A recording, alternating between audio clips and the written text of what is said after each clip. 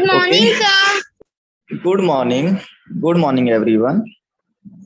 अभी स्टार्ट करते हैं क्लास को अपनी प्रैक्टिस सेट 3.3। आप लोगों को इसमें ना जैसे 8000 दिया हुआ है, फिर उसके बाद 7 to 9 दिया है। इन सब का ना क्यूब रूट लेना है आपको, ठीक है। और क्यूब रूट की वैल्यू फाइंड करनी है कि कितना आएगा इसका। आप लोग को पता है ना, क्यूब रूट मतलब क्यूब होना चाहिए और वो रूट जो होना चाहिए क्यूब वाला होना चाहिए। अगर मैं सिंपल में ऐसे लगा देता, ये कौन सा साइन होता, ये कौन सा सर्ड है बेटा, बताओ जल्दी से। Sir root. ये रूट है, बट ये स्क्वायर रूट है बेटा। ओके, जब यहाँ कुछ भी ना लिखा हो, हाँ जब यहाँ कुछ भी ना लिखा हो तो इसका मतलब यहाँ 2 लिखा है और ये हो गया स्क्वायर रूट। ओके, हाँ बिल्कुल सही है। किसी ने फर्स्ट वाले का 40 आंसर दे दिया जो कि गलत हो गया है। ठीक है, आप एक बार फिर से आंसर चेक करो। तौहीद, आपका आंसर गलत है, फर्स्ट वाले का 40 सर आंसर नहीं 20 आएगा, आएगा। 20 आंसर आएगा। ओके, तो मैं आपको कुछ चीजें समझा देता हूँ स्टूडेंट्स। जो लोगों को आता है बहुत ही अच्छी बात है, जिनको नहीं आता है वो मेरे साथ सीखो आकर। मैं सीखने जा रहा हूँ, आप भी सीखो आकर, ठीक है। चलो दिखाता हूँ कि आपको क्या क्या सीखना है और मैं क्या क्या सीखने जा रहा हूँ, ठीक है। देखो फॉर एग्जाम्पल जैसे यहाँ पर लिखा है 16 लिखा है स्टूडेंट। ओके, ये लिखा है 16। आपको ध्यान देना है ऑर्डर ऑफ रूट कितना है, ऑर्डर ऑफ सर्ड कितना है। तो ऑर्डर क्या होता है, जो यहाँ पे डिजिट लिखी होती है वो ऑर्डर होता है, ठीक है। कितना है, 2 का ऑर्डर है ना, जब कुछ ना लिखा हो तो 2 है, राइट। अच्छा, तो इतने कहा सर मैं स्क्वायर में दिखा। अच्छा स्क्वायर में नहीं बेटा, वहां पे साफ साफ क्वेश्चन में लिखा क्यूब आना चाहिए ना, क्यूब रूट होना चाहिए, उसके बारे में बताना ना। चलो, तो यहाँ पे देखो जैसे क्या लिखा है, स्क्वायर लिखा है। तो जिन बच्चों को नहीं पता है मैं बता देता हूँ। जैसे बाहर 2 लिखा है तो अंदर ना 2 टाइम सेम डिजिट होनी चाहिए, सेम डिजिट 2 टाइम होनी चाहिए, तभी सर्ड रिमूव होगा, नहीं तो नहीं होगा।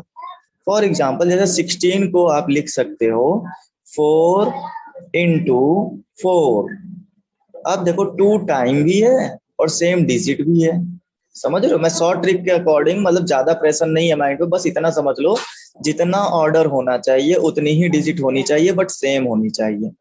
अगर सेम है तो आप इसको क्या करोगे, रिमूव कर पाओगे, और अगर सेम नहीं है तो रिमूव नहीं होगा, ठीक है। अब जैसे यहाँ पे 2 टाइम डिजिट है 4 की और इस सर्ड भी स्क्वायर वाला है, तो आप इसको 4 आंसर लिख सकते हो, इनके ऊपर से स्क्वायर रूट हट जाएगा, राइट।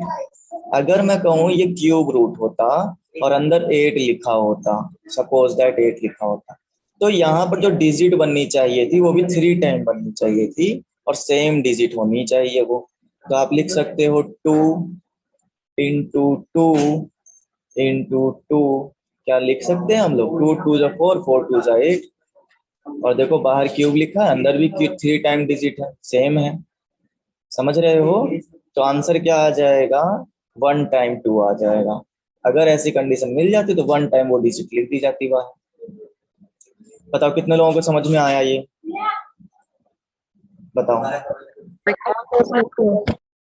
एक और बार समझाते हैं। अब देखो जैसे यहाँ पे लिखा है 32, यहाँ पर लिखा है 32, ओके।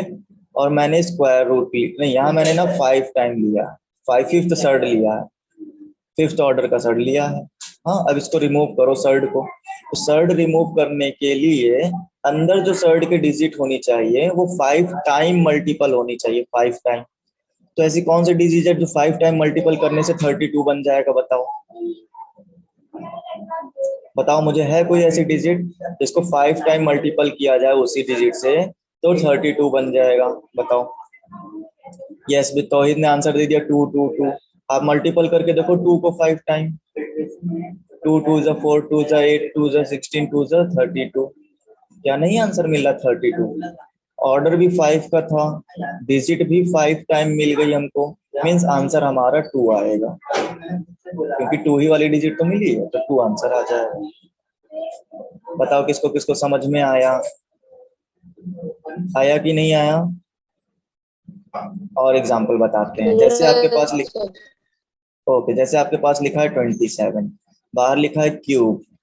तो अब आपको समझना चाहिए कि यहाँ पर जो अंदर डिजिट बननी चाहिए, वो 3 टाइम होनी चाहिए। क्यों? क्योंकि सर्ड भी कितना है, क्यूब है ना, सर्ड भी क्यूब है, तो डिजिट भी क्या होनी चाहिए, 3 टाइम होनी चाहिए। तो आप लिख सकते हो यहाँ पर ऐसे कुछ 3 × 3 × 3, 3 3 जा 9, 9 3 जा 27।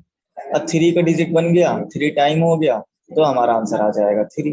That is your answer. Surd हट गया पूरा, है ना, सिर्फ तौहीद का आंसर मिल रहा है और किसी का भी आंसर नहीं मिल रहा है। क्या कोई प्रॉब्लम आ रही है क्या?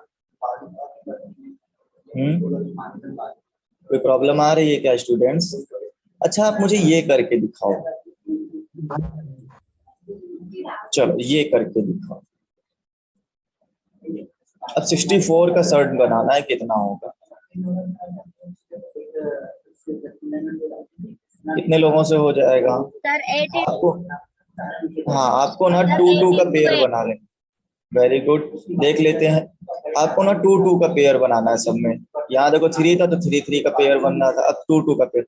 मैं 64 को क्या लिख सकता हूँ, 2 × 2 × 2 × 2, है ना, फिर इंटू 2। देखो आया क्या 64 मल्टीपल करने से? 2 2 जा 4, 4 2 जा 8, 8 2 जा 16, 16 2 जा 32, 32 2 जा 64। इतने टाइम में 64 आ जाएगा। लेकिन हमको ना 2 2 का पेयर बनाना है। तो देखो एक तो पेयर तो ये बन गया, ठीक है, एक पेयर ये बन गया, मतलब इनमें से ना एक एक डिजिट बाहर आता जाएगा।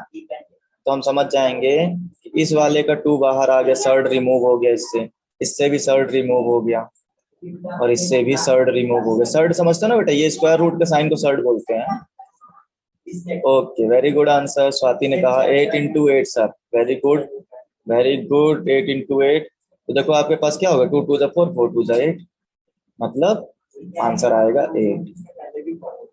ओके, बच्चों ने डायरेक्ट बता दिया है सर 64 को 2 डिजिट 8 × 8 में ब्रेक कर सकते हैं। बिल्कुल सही आपने कहा आंसर। मैंने कहा था अगर क्यूब स्क्वायर है तो अंदर 2 डिजिट बननी चाहिए, वो भी सेम होनी चाहिए। तो देखो 8 × 8 सेम भी है और 2 टाइम भी है, तो आंसर कितना आ जाएगा, 8 आ जाएगा, सर्ड रिमूव हो जाएगा। ठीक है, वो एक ही बार लिखी जाती है अगर ऐसी कंडीशन आ जाती तो। अब चलें क्या क्वेश्चन पर? अब चलते हैं क्वेश्चन के ऊपर। ओके,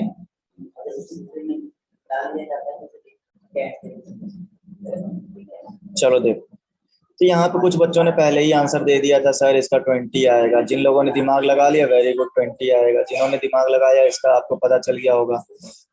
कितना आने वाला है, 9 आने वाला है ना, इसका 9 आएगा। इसका कितना आएगा, 7 आएगा आई थिंक। और फिर इसका कितना आएगा, 8 आएगा। क्या समझ रहे हो, आंसर आ रहा है कि नहीं आ रहा सबका? ठीक है, फिर इसका कितना आएगा आपको पता होना चाहिए सर, 27, 44। तो आई थिंक ये आपका 14 का हो जाएगा। ओके स्टूडेंट, ये हो जाएगा 14 का। एक बार करके देखना, मैं क्लियर नहीं बता रहा हूँ, ये वाला डाउट रहेगा, इसको करके देखना पड़ेगा, और इसको सर भी मैथ करके से देखना। कहाँ तक आएगा? सर 6 का 32 आएगा। 6 का 32 आ जाएगा, और इसका कितना आएगा, 5th का? चलो, किसी बच्चे ने पूछा मैथ का कहाँ तक आएगा, तो मैं आपको बता दूं मैथ के फर्स्ट 2 चैप्टर यूनिट में आएंगे। ओके स्टूडेंट, यूनिट में आएंगे फर्स्ट 2 चैप्टर। टेस्ट भी आपका फर्स्ट 2 चैप्टर से मिक्स होकर ही आंसर पूछा जाएगा वहां पर। ठीक है, तो फर्स्ट 2 चैप्टर का रिवीजन कर लो। जो अभी आपको टेस्ट की डिटेल मिली होगी वो ऑनलाइन टेस्ट होगा, और वो ना आपका जल्दी होने वाला है। अभी डिटेल मिल चुकी है ना आपको, तो तैयारी कर लो, फर्स्ट 2 चैप्टर से पेपर बने हैं। ओके चलो ओके सर। आगे चल, हाँ आगे चल सकते हैं आप। तो यहाँ पर ना आपको जैसे बहुत से बच्चों को दिक्कत आ रही होगी सर 20 कैसे आया। मैंने क्या सिखाया आपको, मैंने सिखाया कि सेम डिजिट होनी चाहिए अंदर, और ये क्यूब रूट है, जरा ध्यान देना, है ना, सेम डिजिट होनी चाहिए और क्यूब रूट है। तो देखो बहुत से बच्चों को दिक्कत आ गई होगी कि सर समझ में नहीं आया 20 कैसे आया ना। तो कुछ बच्चों को तो दिमाग में चल गया होगा 20 × 20 × 20 3 टाइम कर देंगे तो 3 टाइम क्यूब है, हाँ बिल्कुल सही आंसर आ जाएगा। बट जिनको नहीं समझ में आया मैं आपको बता देता हूँ, वो लोग ना इतनी बड़ी बड़ी डिजिट को ना ऐसे किया करो, 8000 का फैक्टर बनाना सीखो बेटा। यहाँ पे कट करोगे 2 से कट होगा 4000 आएगा, है ना, फिर कट करोगे 2000 आएगा, 2 से ही कट हो रहा है बार बार, 2000। देखते जाओ, ठीक है, ध्यान से देखना। फिर आएगा कितना 1000, 2 1 जा 2 होता है तो 1000 हो गया। फिर कितना आ जाएगा बताओ, 500 आ जाएगा। फिर आएगा 250। जहां गलत हो जाए बता देना, हाँ, क्योंकि कुछ भी हो सकता है ना। चलो एक बार और लिखते हैं, देखो 250 आ जाएगा। ओके, फिर बताओ 1 to 5 आएगा। अब 2 से डिवाइड नहीं होगा स्टूडेंट्स, 3 से भी 5 से नहीं होगा, 5 से हो जाएगा। 5 2 जा 10, 5 5 जा 25, 5 5 जा 25, और ये हो जाएगा 5 1 जा 5। तो आप लोग जो लोग नए से स्टार्ट कर रहे हो ना, जिनको बिल्कुल नहीं पता है, तो उसको आप लोग ऐसे लिख लेना। यहाँ क्यूब रूट था ना, अंदर कितना 3 टाइम 2 लिखो पेयर में एक बार, 2 इंटू 2 इंटू 2। फिर आप लोग इसको लिख लो, ये भी कितना हो गया 2 इंटू 2 इंटू 2। फिर 5 का भी पेयर मिल रहा है, इसको भी लिख लो, 5 इंटू 5 और इंटू 5। बताओ यहाँ तक किसी को कोई प्रॉब्लम नहीं ना। देखो ये बाहर ना क्यूब रूट बनना था, तो अंदर भी पेयर ना क्यूब क्यूब का बनना चाहिए, मतलब 3 3 का पेयर बनना चाहिए, सेम डिजिट का पेयर 3 3 का। देखो ये सेम डिजिट है, 3 डिजिट का पेयर बन गया, बिल्कुल सेम, बिल्कुल सही चल रहा है। यहाँ भी सेम डिजिट का पेयर बन गया, बिल्कुल ठीक। यहाँ भी सेम डिजिट का पेयर बन गया। अगर पेयर बनने में सक्सेसफुल हुए तो आपका हर पेयर में से एक डिजिट बाहर आएगा, सर्ड रिमूव हो जाएगा। ओके, क्या हुआ काजल यादव, समझ में नहीं आया क्या बेटा? काजल बेटा समझ में नहीं आया? चलें आगे क्या, या फिर से बताएं एक बार? चलो एक बार बता देते हैं पूरा क्वेश्चन, फिर रिवाइज करा देंगे, ठीक है। देखो तो कह रहे थे हम यहाँ पर कि जो पेयर बन जाए हमारा, तो उसमें से एक डिजिट बाहर आ जाती है और सर्ड रिमूव हो चुका होता है। इसका पेयर आ गया, इसका 2 आ गया, यहाँ पर भी 2 आ जाएगा। और ये देखो 5 का पेयर था, तो यहाँ 5 बाहर आएगा। ओके ओके, अब देखो कितना आया आंसर, 2 2 जा 4, 5 हो गया, 5 2 4, 5 4 जा 20, है ना। तो ये 20 आंसर आ जाएगा हमारा, समझे स्टूडेंट्स? तो ये इसका क्यूब रूट कितना आएगा, 20 आएगा। ये हो गया आंसर आपका। यही बच्चे डायरेक्ट बता रहे थे सर 20 इंटू 20 इंटू 20। अब आप ना 3 टाइम 20 इंटू 20 इंटू 20 करके देखो, 8000 ही मिलेगा आपको, है ना। आप करके देखो 8000 मिलेगा आपको आंसर। तो ये बताओ समझ में आया कि नहीं आया ये चीज, है ना? आ गई ना। चलो ओके काजल, ओके स्वाति। अब चलेंगे आगे नेक्स्ट क्वेश्चन पे। जैसे कि हम लोगों को बोला गया था क्यूब रूट ऑफ 729 निकालना है बेटा आपको, 729। तो बहुत से बच्चे ना सोच नहीं पाओगे कि 3 टाइम किसका मल्टीपल है, किसका मल्टीपल 3 टाइम किया जाए कि 729 बन जाए। तो जब नहीं सोच पाओगे तो नो प्रॉब्लम, आप ना इसके फैक्टर बनाने की कोशिश करो। फैक्टर तो इजीली बन जाएंगे। 2 की टेबल में डिवाइड होगा नहीं, 3 के टेबल में डिवाइड हो जाएगा। जरा चेक करके देखो होगा कि नहीं होगा 3 के टेबल से भी। तो हमने कहा 3 2 जा 6, 3 4 जा 12, 3 3 जा 9, हो रहा है ना। फिर आप देखोगे कहोगे सर 3 8 जा 24, 3 1 जा 3, डिवाइड करना आना चाहिए। 3 2 जा 6, 3 7 जा 21, फिर से 3 3 जा 3 9 जा 27, 3 3 जा 9, 3 1 जा 3, पूरा का पूरा 3 से डिवाइड होता चला जा रहा था। ये क्यूब रूट था हमारे पास, तो आपको 3 3 के पेयर बना लेने, अंदर जो भी डिजिट होगी सेम डिजिट के 3 3 के पेयर बना लो। देखो कितना टाइम आया, 6 टाइम आया क्या? काउंट करके बताओ मुझे, 6 टाइम है ना। तो हम लोग यहाँ 6 टाइम 3 को लिख लेंगे, ये देखो। ओके, देखो एक पेयर ये बन गया, एक पेयर ये बन गया। 3 3 डिजिट का होना चाहिए था और सेम डिजिट होनी चाहिए थी।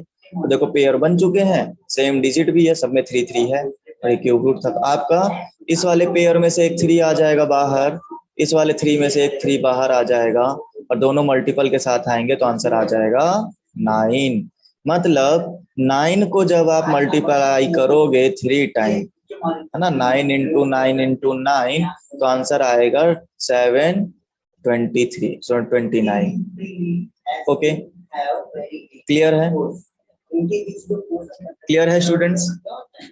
Yes sir. आगे चल सकते हैं अब हम लोग।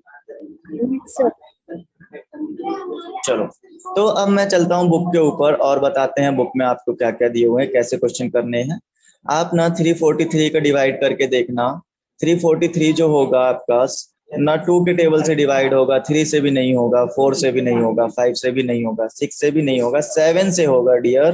तो 7 से डिवाइड करके देखना, आपका आंसर मिल जाएगा आपको। ओके, क्या आप कर पाओगे अब ये क्वेश्चंस? अच्छा, माइनस का कुछ भी लफड़ा नहीं है यहाँ पर। माइनस ना बहुत इजी चीज है। जब भी आप क्यूब रूट लेना तो माइनस बाहर रख लेना और 5 1 2 का ले लेना, बात खत्म। समझे बात को? तो आपका आंसर भी माइनस में ही आएगा, जो भी डिजिट आएगी -8 आंसर आएगा इसका। ओके, समझ गए कि नहीं समझ गए बताओ?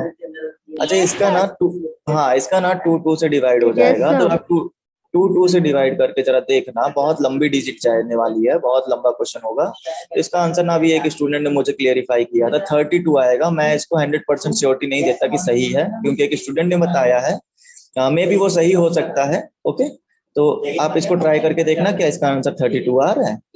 ओके, तो इतने क्वेश्चन आपको खुद से कर लेने हैं। अगर नहीं कर पाते हो तो आप मेरे को फिर से बता सकते हो, हम लोग नेक्स्ट क्लास में डिस्कस कर सकते हैं। Okay students, okay. अब चलो हम लोग चलते हैं कि आपको ये सिंप्लीफाई करके देना है। कैसे सिंप्लीफाई होगा? 27/125। सिंप्लीफाई का मतलब होता है सबसे छोटी वैल्यू उसकी क्या आएगी वो हमें बता देनी है। ओके, इसको सॉल्व करने से और सबसे छोटा कितना आ सकता है ये हमें बता देना है। चलो देखो कितना था, ऊपर था शायद 27 था, नीचे 125 था, और साथ ही साथ इसमें क्यूब रूट लगा हुआ था। तो आपको पता है वो 27 को हम लोग लिख सकते हैं 3 इंटू 3 लिख सकते हो। 125 को आप लिख सकते हो 5 इंटू 5 बताओ कोई प्रॉब्लम है यहाँ तक? क्यूब रूट है तो हमने 3 3 के पेयर बना लिए और सेम डिजिट भी रख ली और आंसर भी हमारा मैच कर रहा है। जब आप 3 को 3 टाइम मल्टीप्लाई करोगे 27 आएगा, 5 को 3 टाइम मल्टीप्लाई करोगे 125 आएगा, है ना? तो इस पेयर का एक 3 बाहर आ गया और इस पेयर का एक 5 बाहर आ गया, यही आपका एक आंसर हो गया। बताओ स्टूडेंट्स, क्या समझ में आया? सिंप्लीफाई हो चुका है, खत्म आंसर। नेक्स्ट क्वेश्चन देखें। Yes sir. 16/54 कितना होगा? चलो इसको भी बता देते हैं। 16/50 यहीं पे बता देते हैं ना, व्हाइट बोर्ड पे जाने की जरूरत नहीं है। आप देखो ना यहाँ पर, जैसे आप फैक्टर करने बैठोगे इसका, है ना, तो आपको ना 3 3 का पेयर नहीं बना पाओगे। 16 को आप लिख पाओगे 2 इंटू 2 इंटू 2 इंटू 2, तभी तो 16 आएगा जब 4 टाइम मल्टीपल होगा। ओके, जब 4 टाइम मल्टीपल होगा तभी 16 होगा। अब 54 कब होगा? जब आप 3 इंटू 3 27 तक आ गए। अब इंटू 2 कर दो, 54 हो जाएगा। 27 इंटू 2 क्या होता है? 54 होता है। तो ये तो हमने इसका डिवाइड कर दिया। कौन सा क्वेश्चन चल रहा है आपको पता है ना? ये वाला क्वेश्चन है डियर। ओके, तो ऊपर 16 बन गया, नीचे 54 बन गया, बट आपको ना 3 3 का पेयर चाहिए था। तो 3 3 का पेयर तो चलो देखने को तो मिल रहा है कि हाँ, हम लोग अगर हम लोग ये ले लेते हैं 2 इंटू 2 इंटू 2 ले लो, 3 इंटू 3 इंटू 3 ले लो, ये वाला पेयर। तो आप कहोगे सर ये 2 और 2 का क्या करें? तो इसको ना डिवाइड कर दो, 2 1 जा 2, 2 1 जा 2, इसका कोई काम नहीं बचा। तो ऊपर जो पेयर बचा था उसका 2 बाहर आ जाएगा, नीचे जो 3 बचा था उसका 3 बाहर आ गया। That is your answer. Sir remove हो गया इसका। बताओ, चलें आगे और आगे चले ना? हाँ, अब और आगे चलते हैं। अब इस क्वेश्चन को करने के लिए ना मैं व्हाइट बोर्ड की हेल्प लेता हूँ। यहाँ पे देखो आपको कुछ इस टाइप से दिया है स्टूडेंट्स। इन्होंने ये कहा कि अगर 7 2 9 की वैल्यू 9 हो अगर, तो ये बताओ कि 0.000729 की वैल्यू क्या होगी? रेलवे वाला साउंड आ रहा है ना मेरी आवाज से, इतना धीरे धीरे बोल रहे हैं। चलो अच्छा कोई बात नहीं। जरा बताओ ये कि यहाँ पर क्या आंसर आने वाला है, आपको ये सॉल्व कराना है स्टूडेंट्स। ओके, हाँ एक आंसर मिल चुका है, रितु शर्मा का आंसर मिल गया है, 0.09 आएगा। जिन स्टूडेंट्स को नहीं आता है हम उनके लिए बता देते हैं।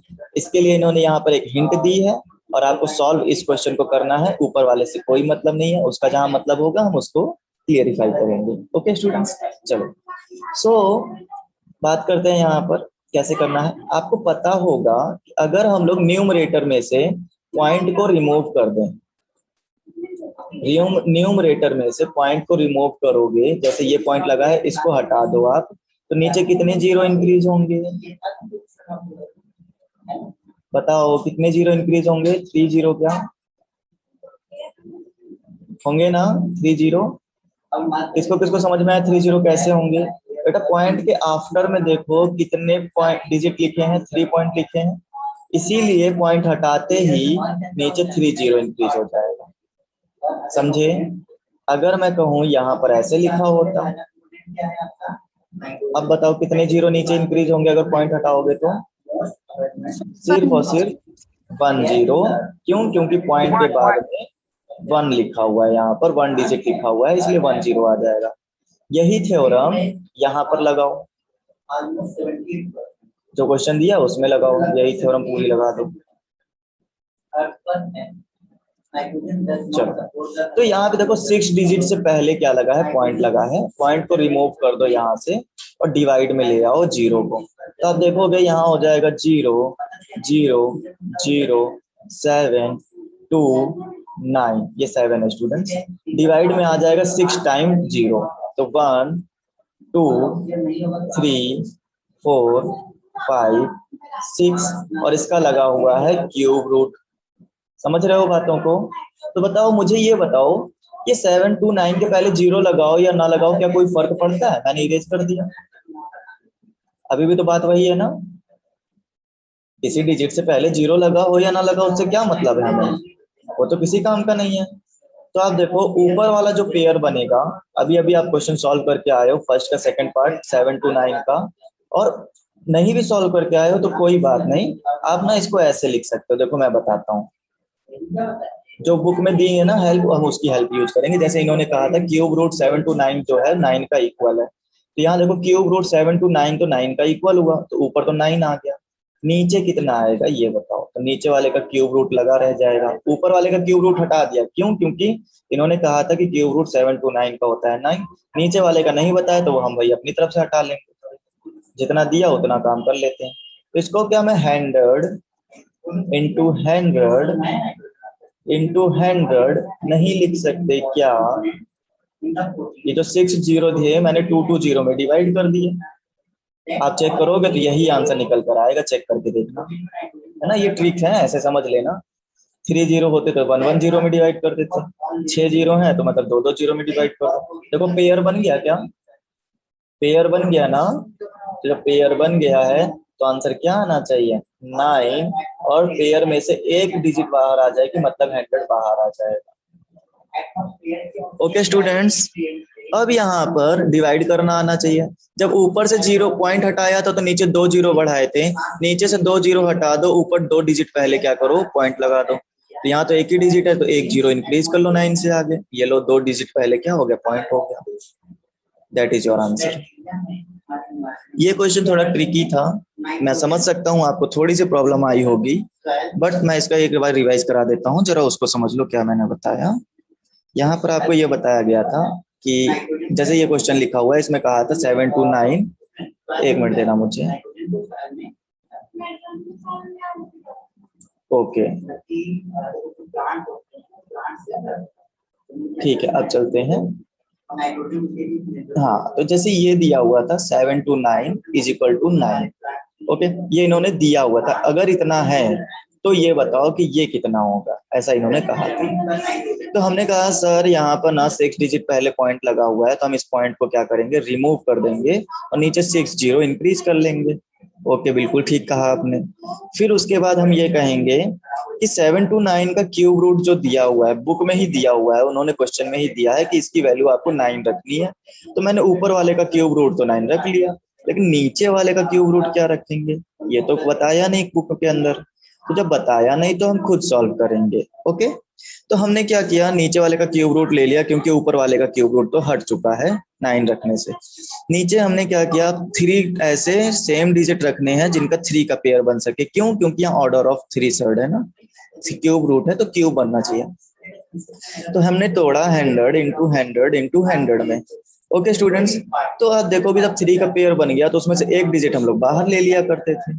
अब जब बाहर ले लिया तो इसका जब डिवाइड करोगे, तो मैंने सिखाया क्या, ऊपर से अगर डिजिट पॉइंट हटाते थे तो नीचे उतने ही जीरो बढ़ाते थे जितने डिजिट यहाँ होते थे, है ना। अगर 2 डिजिट होते थे 2 जीरो बढ़ता था, 3 होते तो 3 जीरो बढ़ेगा।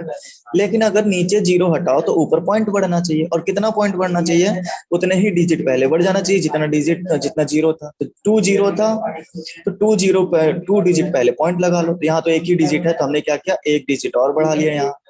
अब तो कोई फर्क नहीं ना, पहले भी 9 था अभी भी 9 है। अब क्या करो, नीचे से 2 जीरो हटा कर ऊपर 2 डिजिट पहले क्या कर दिया, पॉइंट लगा दिया। इससे पहले जीरो आप ले सकते हो आराम से, कोई प्रॉब्लम नहीं है। That is your answer students. आगे चलें, कोई प्रॉब्लम है यहाँ तक? No sir. नहीं है? ओके, अगर किसी को कोई प्रॉब्लम है तो आप अभी हमारे साथ डिस्कस कर सकते हो, ठीक है, नहीं तो हम लोग आगे चलने में हैप्पी हैं। चलो, तो ये एक्सरसाइज आई थिंक आपकी हो चुकी है कंप्लीट। अगर किसी को कोई भी क्वेश्चन में प्रॉब्लम है तो आप अभी बताओ, टाइम भी है हमारे पास, हम लोग अभी भी डिस्कस कर सकते हैं इसके ऊपर। ओके स्टूडेंट्स, बता दो किसी को कोई प्रॉब्लम है, नहीं तो फिर हम लोग आगे चलते हैं। ये सब क्वेश्चंस आपको कर लेने हैं, नोटबुक में आप पे होने चाहिए। चलो अच्छा, आगे चलते हैं। कोई कुछ बोल तो रहा नहीं है, तो हम लोगों को आगे ही चलने में फायदा है ना स्टूडेंट्स। चलो, welcome to you all in chapter number 4। Okay Deepti, आपका आंसर मिल गया, यस सर। आगे चलते हैं। ओके स्टूडेंट्स, चलो आगे देखेंगे। अब हम लोग नई चीज सीखेंगे, what is altitude and what is median. Altitude लिखा है, ध्यान देना, एटीट्यूड नहीं लिखा है, जो कि हर एक इंसान के पास बहुत ज्यादा है इस समय, वो चीज नहीं है। एल्टीट्यूड लिखा हुआ है ना, तो एल्टीट्यूड पे ध्यान देना, एटीट्यूड पर नहीं। ओके स्टूडेंट्स, चलो, लेकिन हम लोग ना यहाँ एल्टीट्यूड पढ़ेंगे एक ट्रायंगल का। एक ट्रायंगल में कितना एल्टीट्यूड होता है उसके बारे में सीखेंगे, कि हमें कैसे एल्टीट्यूड समझना चाहिए और कैसे नहीं समझना चाहिए, वो चीज हम लोग यहाँ क्लियरिफाई करेंगे। ओके डियर, चलो, तो ये देखो यहाँ पे साफ साफ आपको एल्टीट्यूड की डिफिनेशन दे दी गई है। कैसे बनाना है उसके बारे में हम अभी आपको आगे डिस्कस करेंगे, बट हम उससे पहले आपको ये बता दें एल्टीट्यूड होता क्या है। जरा ये देखो, आप इस लाइन को अच्छे से पढ़ सकते हो। The perpendicular segment drawn from the vertex, do you know what is vertex of a triangle on the side opposite, it is called an altitude of triangle। सब की सब बात यहीं पर छुपी हुई है। पहली बात तो वो परपेंडिकुलर होना चाहिए, वर्टेक्स से खींचा जाना चाहिए, और अपोजिट साइड पर होना चाहिए। 3 मेन चीजें हैं, वर्टेक्स से खींचा जाना चाहिए, परपेंडिकुलर होना चाहिए, और अपोजिट साइड के ऊपर आकर गिरना चाहिए। समझे इतनी बात? वर्टेक्स क्या होता है, जैसे कि हमने ये यहाँ पर एक ट्रायंगल बनाया, तो इसका ये जो ऊपर वाला कोना है ना, इसका जो ऊपरी पॉइंट है, हाइट जो है, ये यही आपकी वर्टेक्स है। ओके स्टूडेंट, जैसे अगर मैं इस वाले फिगर में बोलूं कि क्या है वर्टेक्स, तो आप कहोगे sir here vertex is a, and vertex इस वाले ट्रायंगल में क्या दिखेगा आपको, बताओ मुझे, इसमें क्या वर्टेक्स है sir? R and Y. R and Y. R and Y कहाँ बेटा, ये जो पॉइंट है इसको हम बोलते हैं वर्टेक्स। जो ये जो कोना है इसको हम लोग बोलेंगे वर्टेक्स। ओके, जो एक कोने पर का पॉइंट होता है ना, ट्रायंगल में 3 ही तो पॉइंट होते हैं, 3 तो कॉर्नर होते हैं, है ना, 1 2 3। ओके स्टूडेंट, फिर 1 2 3 तो पॉइंट हो गए, तो आप जिस पर से खींच रहे हो ना वही वर्टेक्स है। अगर आप मान लो यहाँ से खींचते तो ये बी वर्टेक्स बन जाता, अगर सी से एल्टीट्यूड डालते तो ये सी वर्टेक्स बन जाता है ना। फिर उसके बाद ये कहा था कि जिस भी वर्टेक्स से खींचो उसके अपोजिट साइड में जो लाइन है उस पर आना चाहिए। देखो इसके अपोजिट में कौन सी लाइन है ट्रायंगल की, यही वाली लाइन तो है अपोजिट में, बीसी वाली लाइन। तो देखो एक लाइन ऊपर से आई थी, वो भी परपेंडिकुलर आई थी। परपेंडिकुलर मींस 90 डिग्री पर होनी चाहिए। ध्यान रहे, तीन ही वर्ड मैंने कहे मेन इंपॉर्टेंट है। परपेंडिकुलर होनी चाहिए, वर्टेक्स से होनी चाहिए, अपोजिट साइड पर होनी चाहिए, तब आप एल्टीट्यूड ड्रॉ कर पाओगे। ओके, समझ गए इतनी बात को, है ना? चलो अच्छा, अब हम बताएंगे मीडियन क्या होता है। तो मीडियन के लिए आपको बेस में मिडिल नंबर, आपको मिडिल पॉइंट पकड़ लेना है। जैसे कि इसका मिडिल पॉइंट आप देखोगे कि ये होता है, यहाँ पर मिडिल पॉइंट लगभग दिख रहा होगा आपको। तो वर्टेक्स से अब जो लाइन डालोगे ना वो मीडियन होगी। ये परपेंडिकुलर नहीं होती है, मीडियन जो होती है परपेंडिकुलर नहीं होती है, आपको ये ध्यान देना चाहिए। एल्टीट्यूड परपेंडिकुलर होती है, 90 डिग्री पर ही होनी चाहिए। मिडिल पर है या नहीं है इससे मतलब नहीं है हमको, बस परपेंडिकुलर होनी चाहिए, ये बात पता हो। लेकिन मीडियन जो होती है वो परपेंडिकुलर हो या ना हो उससे मतलब नहीं है, लेकिन मिडिल में होनी चाहिए। अपोजिट साइड का मिडिल पॉइंट पकड़कर ही हमें मीडियन खींचना पड़ता है। ओके, तो ये दो चीजें थी, मीडियन और एल्टीट्यूड, ये आपको हमने सिखाया। अब बताएंगे आपको कि इनमें फर्क क्या है और जरा समझना। ये देखो, अब जरा ये समझो, अगर ये मीडियन है, ठीक है, ये जो लाइन है ये मीडियन है, तो इस सामने वाली लाइन के मिडिल में पड़ी होगी, बिल्कुल मिडिल में ना, परपेंडिकुलर हो ना हो हमें इससे मतलब नहीं है। मिडिल में है तो ये वाला पार्ट और ये वाला पार्ट इक्वल हो जाना चाहिए। अगर किसी लाइन को मिडिल से ब्रेक करोगे तो ये पार्ट और ये पार्ट तो इक्वल हो जाना चाहिए ना स्टूडेंट्स, होगा कि नहीं? Yes sir. हाँ, तो मीडियन की एक प्रॉपर्टी याद रखो, जिस भी लाइन के ऊपर ये मीडियन ड्रॉ किया जाता है वो लाइन क्या होती है, हाफ हाफ पार्ट में डिवाइड हो जाती है। ओके, क्लियर है यहाँ तक? चलो आगे चलेंगे, उसके बाद समझो जरा। यहाँ पर कुछ चीजें मैं आपको सिखाता हूँ। सिखाता हूँ का क्या मतलब है, टाइम बहुत कम बच गया अब हमारे पास, 3 मिनट है खाली। तो चलो मैं बता देता हूँ आपको करना क्या है, ठीक है? आपको होमवर्क दे देते हैं, फिर उसके आगे बात करेंगे। सबसे पहले यहाँ पे देख लो, आपको कुछ चीजें दी गई हैं, जैसे ऑर्थो सेंटर आपको बताना है। ऑर्थो सेंटर क्या होता है जरा उसकी बात समझ लो।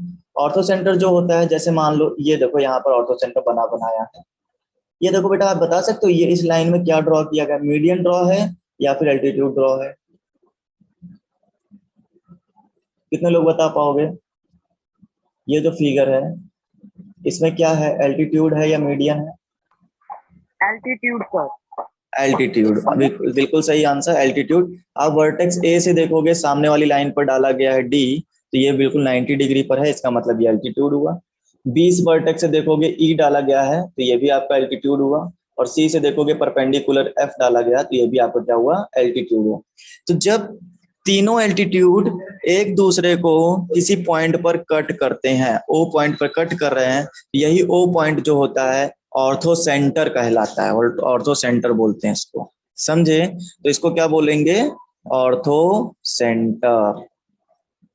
समझ गए? मीडियन वाला भी बताएंगे, पहले ऑर्थो सेंटर समझ लो कि ऑर्थो सेंटर क्या होता है। तो ये हमारा ऑर्थो सेंटर के ऊपर डिस्कस हो गया। ओके, अब आपको यहाँ पे ये समझ लेना है कि ऑर्थो सेंटर किसका किसका आपको ड्रॉ करके रखना है, ये आप जरा समझो।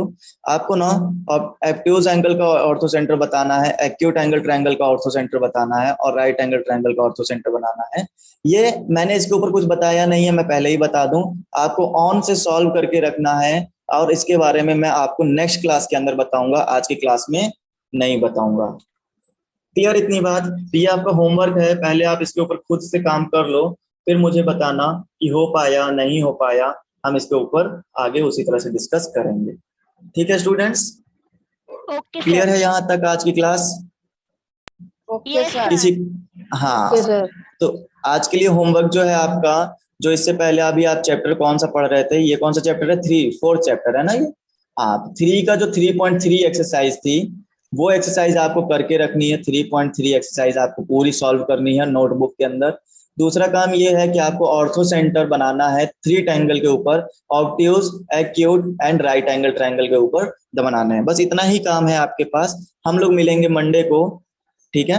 आज सैटरडे, हाँ हम लोग मंडे को मिलेंगे तब तक के लिए बाय ऑल ऑफ यू। आज की क्लास यहीं पर खत्म होती है। Take care.